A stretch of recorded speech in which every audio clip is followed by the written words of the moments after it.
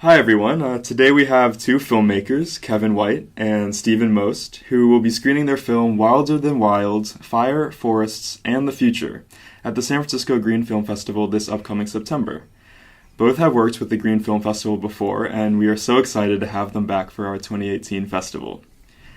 Wilder Than Wild touches upon how climate change and forest fuel buildup has led to the increasing frequency of high-intensity wildfires, which in turn release greenhouse gases and further contribute to global warming. The film highlights these issues by focusing on the Rim Fire of 2013 and the Wine Country Fires of 2017 in California. So first of all, I just want to say hi. Hi. Glad to be here. Glad to have you. Thank you so much for joining me. So I just wanted to dive right in and start off with a quote from CAL FIRE Chief Ken Pimlott, where he states, "We are now experiencing the fires of the future." So, with the increase in frequencies of megafires, what steps can individuals take to prepare for possible damage and dangers to both property and life? I would probably start with saying that everybody, fire is a part of pretty much all California ecosystems. The question is it frequent? Is it something that is a little intermittent? Or is it less fire? And I think less wildfires. And I think part of this is you have to determine how much wildfire is in your area and what is the history of wildfire in your area. The problem is we have a century of fire suppression because we've been putting fires out. The Forest Service started at the end of a really terrible big wildfire that they decided to really start to develop this policy they called the 10 a.m. policy. So they put wildfires out at 10 a.m. And that is a kind of a zeitgeist that took over wildfire fighting, and kind of ignored the fact that wildfires are part of the ecosystem. All of our forests and all of our wildland-urban areas and a lot of our chaparral and all of that evolved with wildfire. So we've taken wildfires, we've taken an element out of these ecosystems, and now all of a sudden we are ripe with lots of fuel, drought conditions, and in, say, 2017, 2016, really, really wet winter, followed by a really hot summer. Mm-hmm. And next thing you know, you have conditions that are, really ripe for very severe wildfire.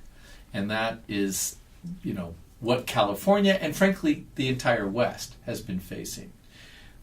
So what individuals can do, a lot of it has to do with just arming themselves with information. If you live in wildfire-prone areas, you have to keep defensible space around your home or your structures. And I think that one of the principal objectives of the film was to get people to rethink our relationship to wildfire and think about ways we can live with wildfire in more sustainable ways. When Ken Pimlott, the chief of CAL FIRE, speaks about the fires of the future, which are already here, he's referring to a number of things that are different. One is that wildfires occur more times a year. There's no fire season anymore. It's a fire year. The largest wildfire in California history happened last December. And also fires are happening where they have not been expected before, reaching large urban populations. And also people more and more are moving into places where fires have traditionally occurred, in the forests, in woodland areas. So the fires of the future affect more people, they burn more homes. Homes are actually fuel for these fires. The most compact flammable fuel you can imagine. So we're bringing combustibles into areas where fire is very likely. I think the first thing to do to prepare for the fires of the future that are now upon us is to think differently about fire. Especially those of us who live in urban communities, we tend to think about fire as something that could be a danger in our home. Maybe we have a short in our wiring system. We have a fire extinguisher. We don't think of a fire as something that can sweep across our entire neighborhood. We don't think about the hills near our homes as having anything to do with us. We think about our landscape. We don't think about the fire escape. It's not the fire escape to escape from one building. It's the fire escape that can affect this entire area where we're living. It's really easy for us, here in the city, to be disconnected from wildfires. Oh, that happened somewhere else. Truth is, these wildfires touch all of us. That's one big message in our film, because it's it's threatening the ecological services we have. It's adding to, it's putting more carbon into the atmosphere. It's threatening our forests. And these are all things that, as city dwellers, we really need to be concerned about and thoughtful about. We get our water from Hetch Hetchy. And Hetch Hetchy is, was threatened by the rim fire. So during the rim fire, we have lots of examples of things that we're hoping urban dwellers can reflect on in relationship to wildfire. We have to think about our infrastructure in a new way in light of wildfires. For example, these housing developments have roads that may give people only one lane or one way to get in and out. But if you have a fire and everyone's lined up trying to get out of the one road, then you have a fire trap. People could die in their cars. So you have to have multiple, at least two evacuation routes in a given area. Transportation also. You have to think about transportation routes so that fire trucks can get into an area. And besides that, another part of the infrastructure that proved really important in the wine country wildfires had to do with transmission of energy lines. We should think about a much more decentralized energy system that doesn't require poles with wires that have a lot of electricity running through them that are running up against this flammable vegetation. Because that's why on a Sunday night, 17 wildfires broke out at once. It was because of transmission lines, and that was clear right away. Right now, the evidence is there that will require PG&E to pay for some of these losses of lives and property. So, in Sonoma County, they're looking at how to rebuild that area, and they have to look at a mix of housing, transportation to that housing, the routes that will make these safe places to live, and also the whole energy infrastructure that will reduce the risk of catastrophic wildfire. So, the idea that all fire is unwanted fire is still very prevalent in the local community, and just talking to people that I know. If I tell someone that there is a fire, people think that's dangerous. So I was wondering if you could talk a little bit about prescribed fire, give a little heads up about some of its benefits. Well, prescribed fire is a great tool that firefighters have and resource managers have, and tribes as well, to reduce the fuel load within areas of high fuel density. So it could be a forest, it could be the wildland-urban interface, but the truth is that fire is a great way. Once you introduce fire in there, it burns it out, it burns at low severity, so it clears out the ladder fuels and the brush and all that kind of stuff, and it creates a space that makes it much harder for a really large, catastrophic size, high-severity wildfire to come through. So one of the best things we can do is do prescribed fires throughout the state in areas of high fuel intensity, high fuel buildup.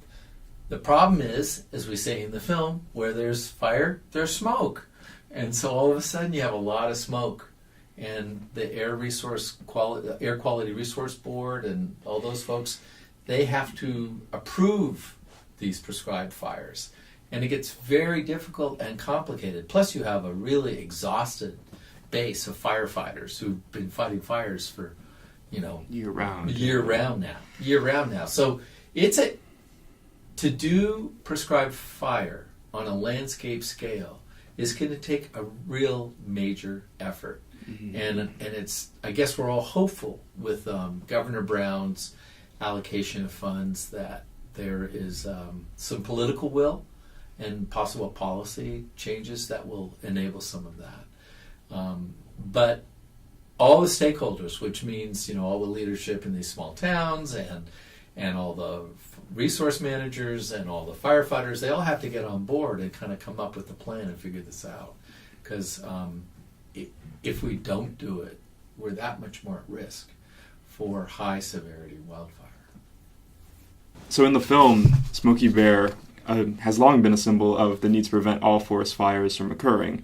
I think that kind of goes along with your point about like getting people to understand that like the need for like prescribed fire and like its like use is necessary in order to prevent these mega fires from escalating even more in the future.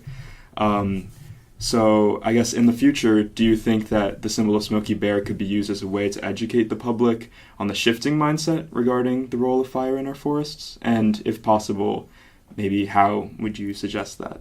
Well, I think Smokey Bear needs a sister, Sparky Bear. Sparky sets fires. There's an art and a science to prescribe fire. One has to understand the topography. One has to understand the wind conditions, the heat, the humidity, all of those things to figure out when to have a fire so it won't get out of hand. And of course, the time of year when there's going to be a rain, when there's going to be snow. All of these factors go into a prescribed fire. Sparky Bear understands all of these things, figures out when there's going to be least impact of smoke in nearby communities, and can plan these things. So I think that we need... Smokey has a valuable function. He warns people that campfires can get out of hand. But Smokey's message became generalized to make us think that there's only fire danger and no fire opportunity. Sparky can help us understand that we should take advantage of fire opportunities. At the end of the film, we do get to see that like cooperation between the Yurok tribe and CAL FIRE in order to kind of work together and bring back that tradition of cultural fire. And how does this union kind of mark a turning point in terms of California's history with fire? The tribes are among a number of groups who have come together to transform our relationship with fire in California. There are many prescribed fire councils, fire safe councils. There are major land management organizations, including the local regions of the Forest Service, the Park Service, the Nature Conservancy has a lot of land. All of them are coming to understand that there needs to be a lot more prescribed fire, following the lead of the tribes, and also following the lead of certain scientists who have been doing this research, including Malcolm North, who's in our film. Mm-hmm. So, and now the government of California understands this. There's a bill in the Senate that would put a lot of funding into prescribed fire education on a very large scale. So this is a real turning point, I think, a transition point. Our film happens to come at the right time to educate people. Those who have been following the subject for a long time are aware of what we need many more people to understand. I would also say that, Tommy Wilson in our film, when he was, as he talks about, like when he was a kid, his grandmother would give him a pack of matches and say, go burn that, go burn that hill. And there was something about that was really thoughtful. And he talked about how his grandmother really understood the seasons and never did any of those fires get out of control. They never had any of that kind of informal prescribed burning it turned into a major wildfire, at least in his experience. And I think that the point is that, traditional ecological knowledge is something we can all learn from. And I found it really, really inspirational that CAL FIRE, and when we met with Ken Pimlott, who's the head of CAL FIRE, he was super excited about working with the tribes. And that is a big shift because, in Tommy's lifetime, he went from being able to go do that to now he can do it again as an elder, but in tandem with CAL FIRE and with resource management groups. And, frankly, that kind of collaboration is key to our future. Well, Stephen, I heard that you recently published a book reflecting on storytelling and the art of the documentary. And with this being the Green Film Festival, I kind of want to talk about art and its impact on the community. So I was wondering if you could tell me a little bit more about the book and why you think the art of filmmaking is ever important to promoting collective action towards increasing environmental issues. We are all storytellers. Storytelling is an essential part of just being human. That's how we understand who we are. That's how we understand the world, through the stories that we think are true. And documentary film is an extraordinary technology. It's very compelling because it combines, the people who are best informed about the subject, these amazing visual representations of subjects. It has the whole power of cinema to hold your attention, to engage your emotions.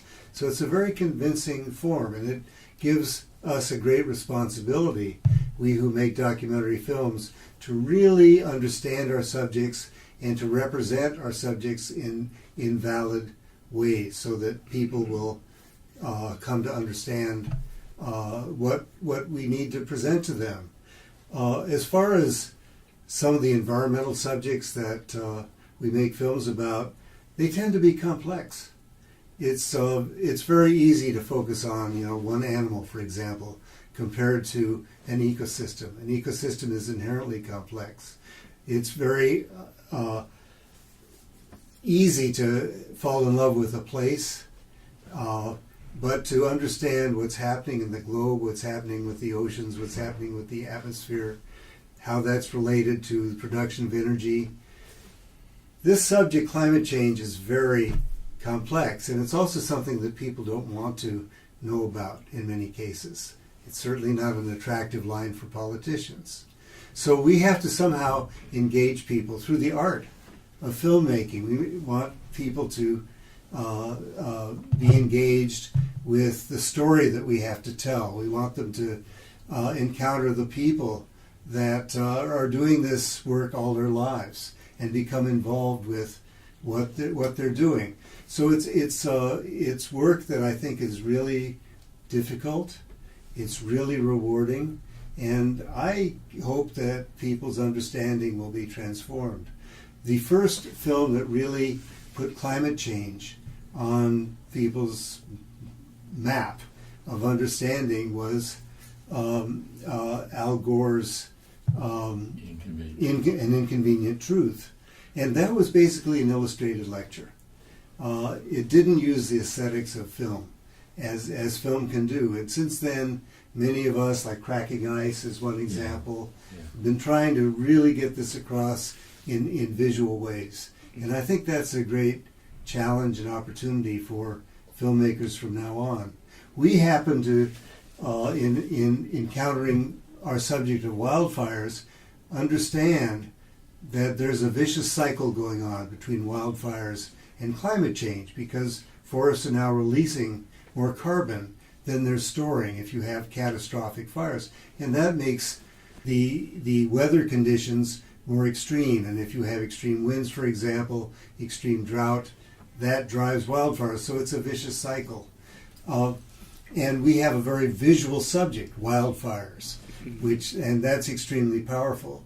The positive thing, and I think it's important to have some positive emotion, some positive possibility when you deal with these really difficult subjects. In this case, one can actually use forestry to store carbon. You can work on resilient forests. You can engage children in having them go outdoors and learn about trees and plant trees. There's really a virtuous cycle that has to do with the cycles of nature, because our forests need fire, and we need to become engaged with these processes. And I'd say generally that when one is really aware of what's going on, with our environment, with our climate, the best thing to do is something positive that can make a difference, that can educate people, or it can make a difference on the ground. So I feel good about what we're doing. I feel that we're doing everything that we can, and that we're educating people, and we're going to reach more people through the San Francisco Green Film Festival, and we're working with these great people who are doing similar work. So for me, it's a very positive experience and exciting opportunity. Film can really serve as an amazing tool of engagement. And it's important, I think, there's plenty of doom and gloom. And I think one of the things we tried to do is have our whole kind of third act, if you will, be about ways to engage that are positive. And there are solutions. And, frankly, these are some very big problems we're facing. And it's very easy, as we say in the film, to get discouraged. But, in the end, when you get together people with shared purpose, you can do good things. And, frankly, this is going to impact all of us. And, Steve and I, we're not really young anymore. And I say that I really worry for my children and my children's children, if they have children, and it gets complicated pretty quickly. And I wish I could, I guess what I'm hoping is that, we reach people to just recognize, what can I do that affects change in a way that I can manage? And if we all take just a tiny bit of responsibility, and you can engage people through art, through film, then you can do good things, And I think that's a tradition that we really see evolve over the last 20, 30 years with the, given that media is so available everywhere and is in our lives so much, there's ways in which, we can use that to our benefit. And I think I'm things like SF Green Film Festival, reaching an audience, particularly an urban audience, that sometimes feels disconnected from some of these environmental issues. That's really, really critical. If you empower people, if you make them aware of issues, then they will ultimately, I believe in the power of change. I believe that people want to do the right thing if given a chance. So, it's fundamentally trying to be positive and say, look, there are things we can do. But there's plenty of reasons to hand out razor blades, and I just want to make sure that we, as filmmakers, we minimize some of that. So. Documentary film does something that's very much needed in our time. We're living in an environment in which people are taking facts out of context. They get them through the internet. Mm-hmm. People are exposed to all of these fallacious stories that have deliberate use to deceive people. And so there's a harmful information environment out there in which things are taken out of context. What a documentary film has to do, and almost always does, is present a story about a subject that is understood by the end of it within the largest context, in which you see people who have multiple valid perspectives on the subject come together. They may not be in agreement. There's no message. There's no one answer. But the issues are there for someone to think about in a consequential way.